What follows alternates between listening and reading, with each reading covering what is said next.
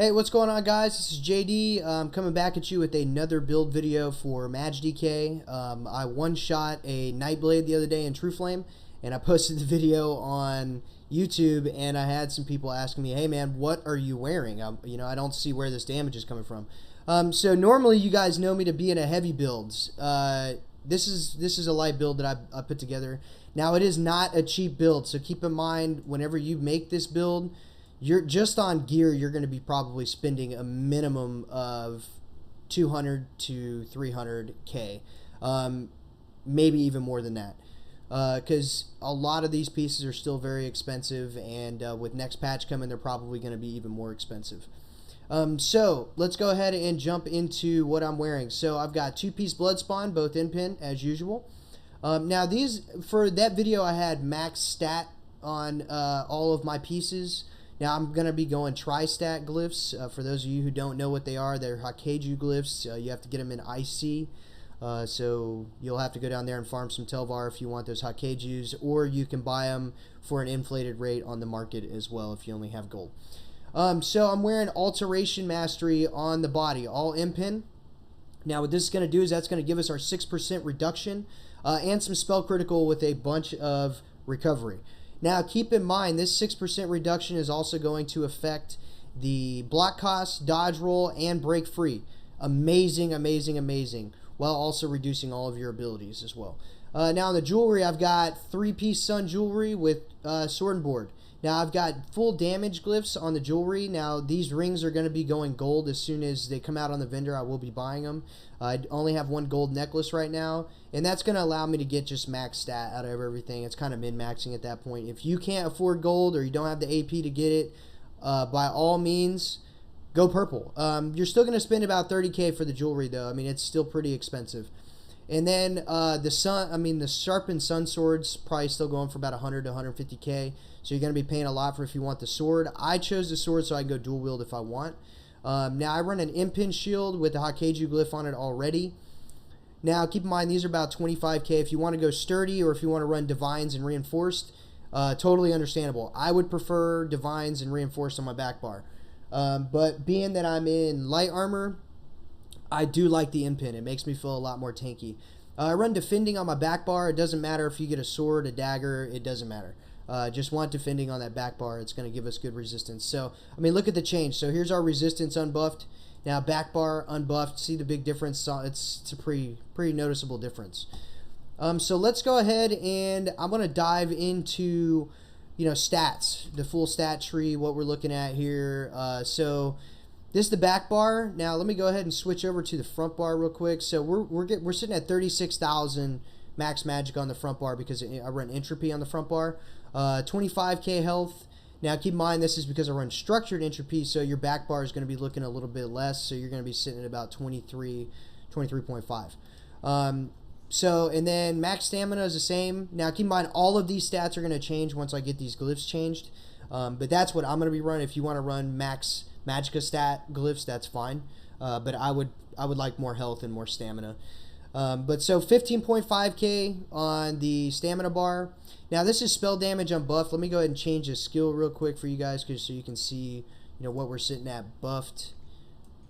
Okay, so buffed up, we're sitting at 2300, pretty much 2400. And now keep in mind sun is giving you an additional 400, so you're sitting right around 3k spell damage on all of your abilities for fire.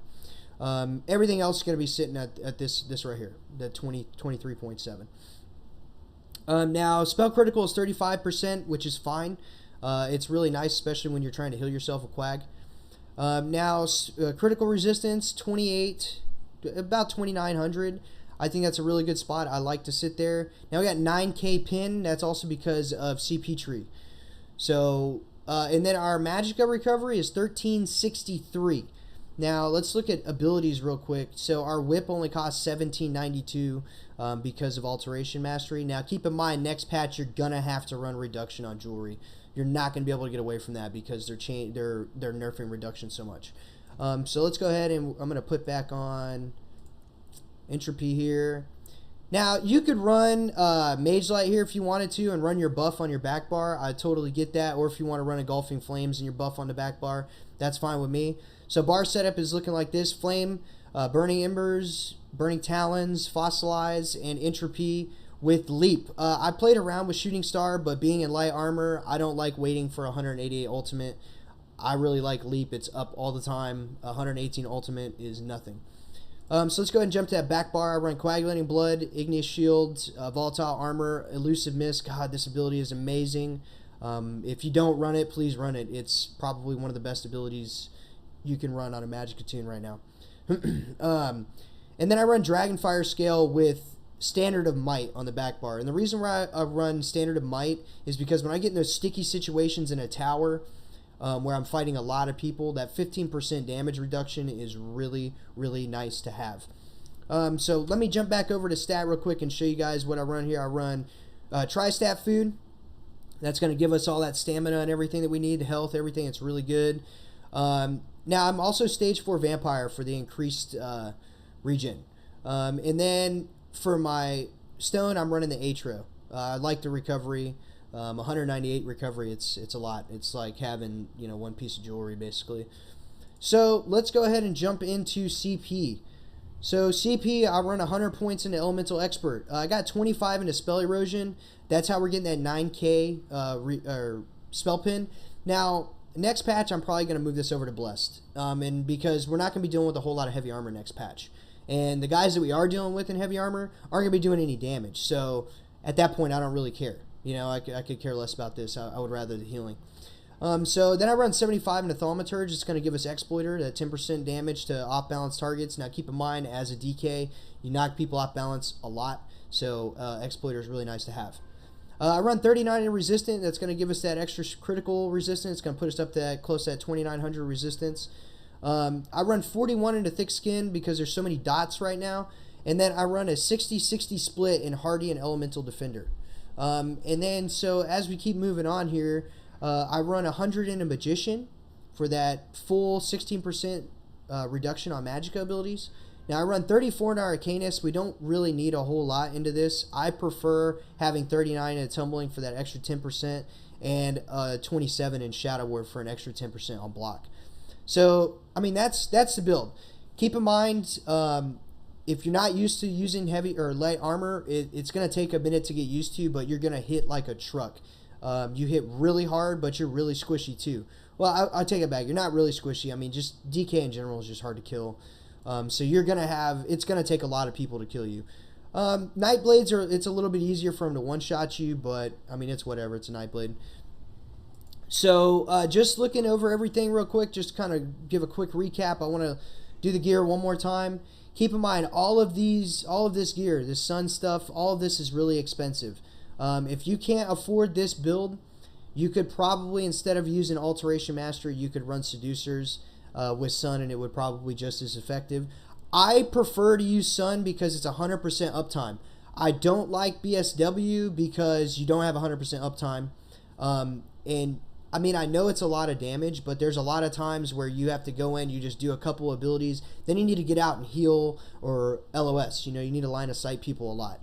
And then for potions, I run Tri-Stat potions. I like those the best. I have used Immovable. I'm not a big fan of these. Just because with Elusive Mist, you're already getting Immovable anyways. So, I mean, basically, they can't do anything to you when you're a Mist form. So the only time this is going to be good is when you're popping out a Mist form and you're just trying to, you know, hit your heal real quick or whatever. But I like this better. I find myself wanting all stats more than I find myself wanting Immovable. So just keep that in mind. So anyways, yeah, that's the build. If you guys have any comments, please just, you know, post it on the YouTube channel. Let me know what you think. If you think I should run something different or you want me to test something out and then post a video about it, feel free to let me know what you guys think, and I'd be more than happy to do it. Shoot me a follow on Twitch, and also shoot me a follow on YouTube if you like the builds. I've got a bunch of different build videos, and we also do ESO talk every weekend. So yeah, come check us out, and I'll see you guys out there on the battlefield. Thanks for watching.